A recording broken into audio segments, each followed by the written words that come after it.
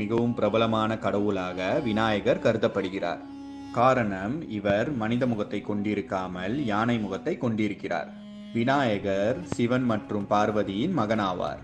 இவரது வாகனம் மூஷிகம் என்கிற எலியாகும். இவருக்கு பிள்ளையார், கணபதி, ஐங்கரன் என்று பல பெயர்கள் உள்ளன.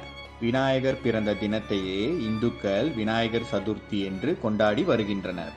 விநாயகர் எப்படி யானை தலையை பெற்றார் என்பது ஒரு சுவாரஸ்யமான கதையாகும்.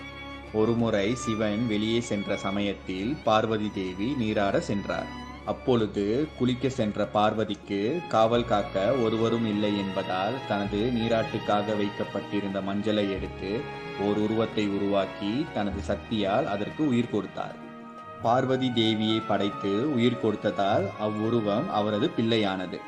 யார் வந்தாலும் உள்ளே நுழைவதற்கு அனுமதிக்க கூடாது என்று பிள்ளையாருக்கு அறிவுறுத்திவிட்டு